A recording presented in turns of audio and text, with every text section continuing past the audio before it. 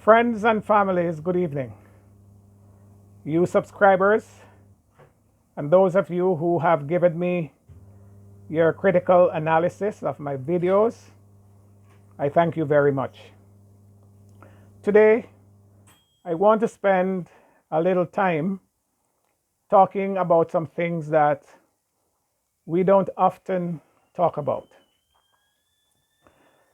Names like the Arawaks, the Caribs, the Amerindians, the Kalingo people, the Maya people. These are names that many of us may have forgotten. These are names that seldomly comes up for discussions on a daily basis. But you might recall that the Arawaks were the original native people of the island of Jamaica. The Amerindians are the native people of Barbados. The Maya people are the native people of many of the South American countries. The Kalingos inhabit other parts of the Caribbean. The Eastern Caribbean islands have many of them. The Amerindians, I mentioned them already, but you have also the Caribs in the Eastern Caribbean as well. Now, these are not just a handful of people. These were races of people. These were nations of people that are no longer with us. Not a single Arawak lives in Jamaica at the moment. Not a single Amerindian lives in Barbados at the moment. And the same is true with the other people. Some you might have a residue, a few that are lingering on. The vast majority are gone. What happened to them? Needless to say, these people were exterminated by the whites who came into their spaces. Having failed to force them to do what they want, they exterminate them. So it might sound a small matter, but just think of your own nation. If someone were to come into their space or spaces and just obliterate them, it is as serious as that. So there are many nations and peoples of the past centuries that are no longer on the earth. As a species of humanity, they're gone. They have been exterminated. A genocide has taken place and they're no longer here. White supremacy is responsible for their demise. And so we are not talking about a situation where just blacks have been taken advantage of in the world. And so we march and we protest the disadvantage. But for the white folks of the world, for Europeans, this is a way of life. It is a way of life. We can recall the sojourn of the now infamous Christopher Columbus in the 1490s in these regions. It is widely believed and taught that he discovered these regions. I went to school learning that Christopher Columbus discovered Jamaica in 1490. How much? And the people in Barbados learned the same thing. The people in the Americas learned the same thing. Christopher Columbus discovered India and so on. But it is so strange that this gentleman discovered places that people are known to have lived for centuries. Yes, it was a discovery for him, but not a discovery in the sense that no one else ever known it before him, because people were living there.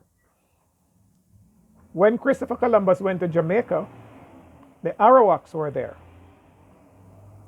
But as we have learned, The white folks did not regard them as human beings. They were inferior creatures, and so snuffing their lives out of them and making way for Africans to replace them was no hard thing for them to do. And so they get rid of these people completely, and they uproot Africans from Africa and transplant them in these regions. So if one were not to be taught their history, we could almost believe that we are the first people in the areas where we find ourselves. But thank goodness, history is there to remind us that we are just occupying lands that were previously owned by others. But spare a thought for the lives of those persons that the genocide have been taken against. They were people just like us. They had a civilization just like we have. They were intelligent people, they were educated people, they were people with families. Their societies were not structured the way ours are, just pretty much the same way that the way things are today in 2020 is not the same way they were in the 1920s and in the 1900s and in the 1800s. So life improves, civilization evolves, and people find a way to make life more and more the way we have it today. But those persons back then had families. They have their children. They have a structured society that conform to the norms, the religions, the practices of the times.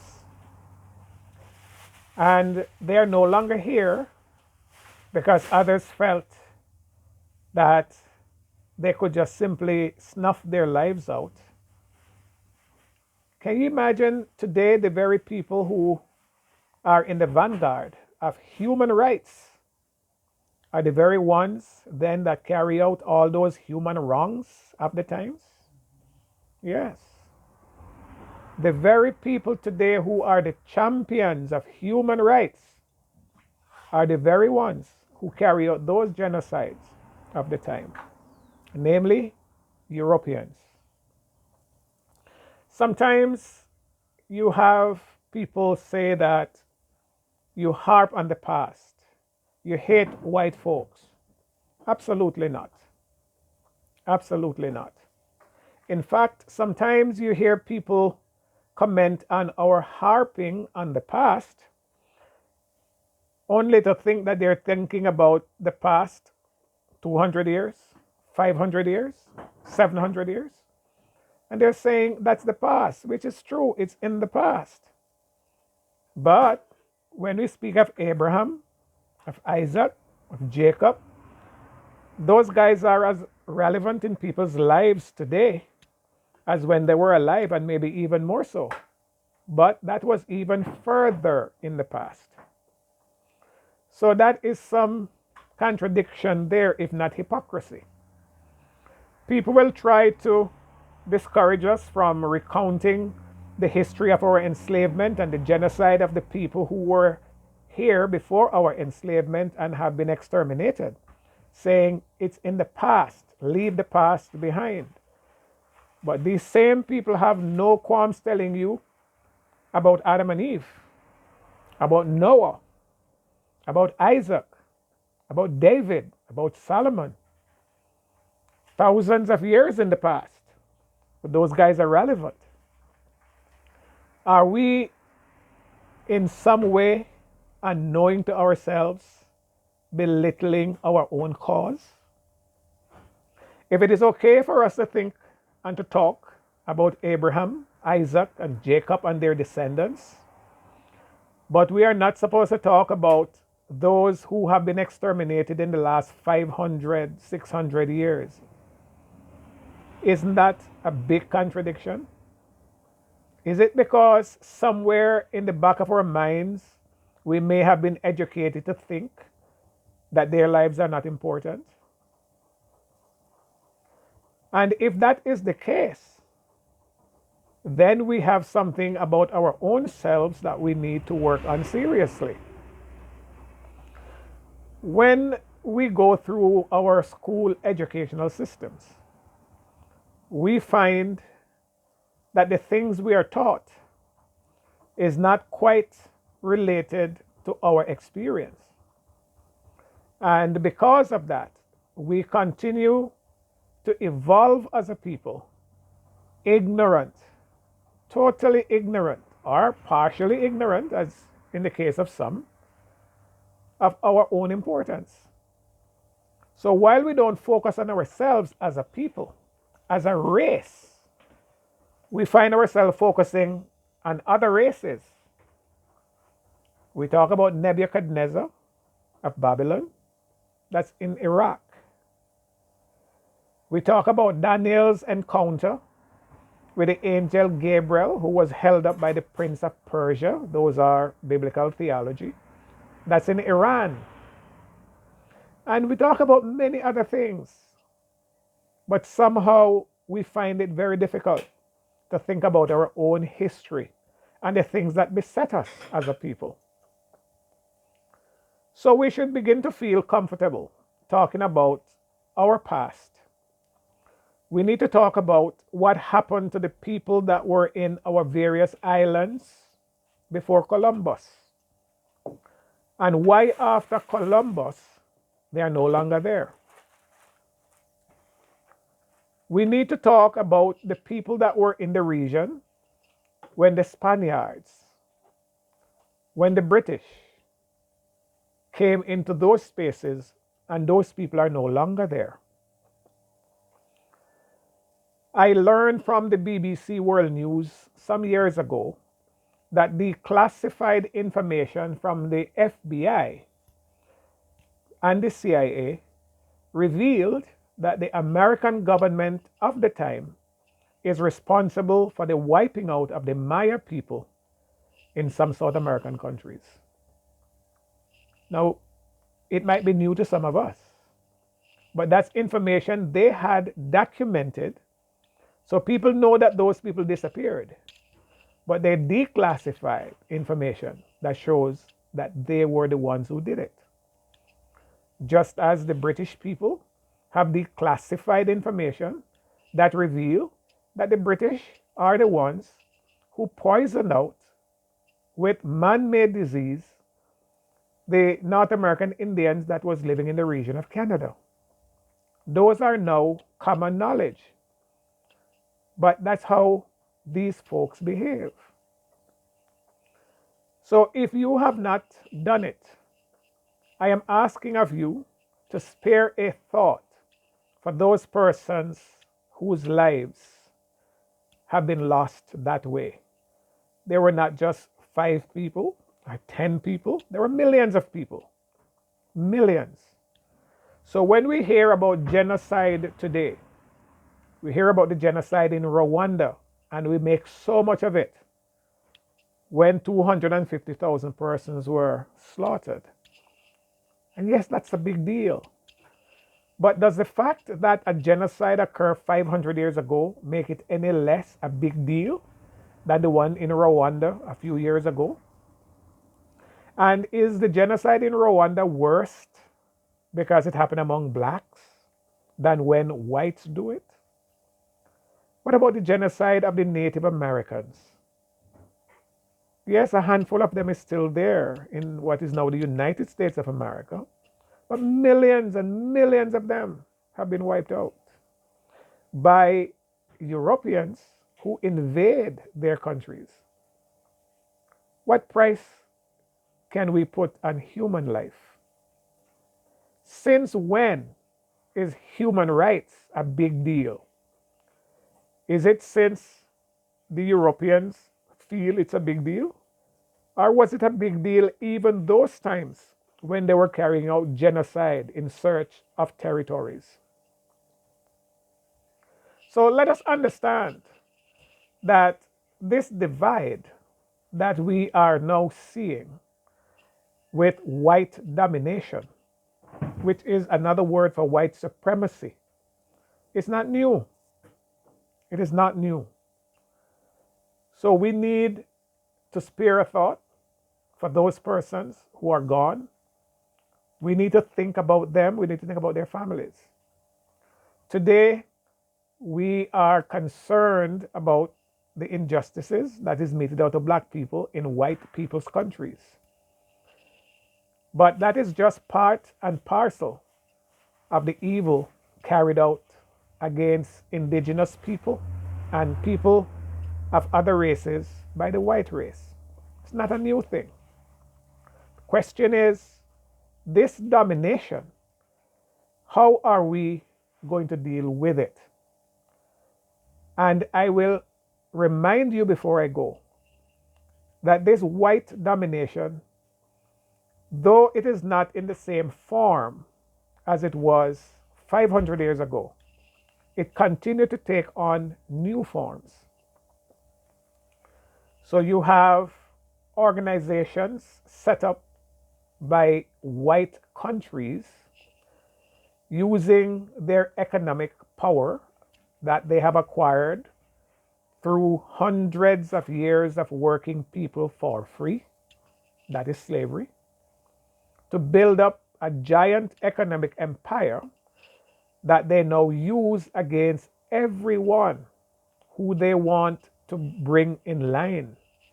So if any country dare to rebel against any decisions they make, they use sanctions. And they are so organized that when one country implements a sanction, the others observe it as well. So you have nowhere to go. But along with those sanctions, you have organizations like the OECD. And I like to talk about them because Caribbean governments continue to face a huge and almost insurmountable obstacle from the OECD. They keep on putting hurdles and barriers to progress before small developing island states like those in the Caribbean. And each time we try to bring ourselves in line, they shift the goalpost and make it even more difficult for us. What is the objective? The primary objective is to control and time our economic development. That's gross wickedness. That is tantamount to genocide.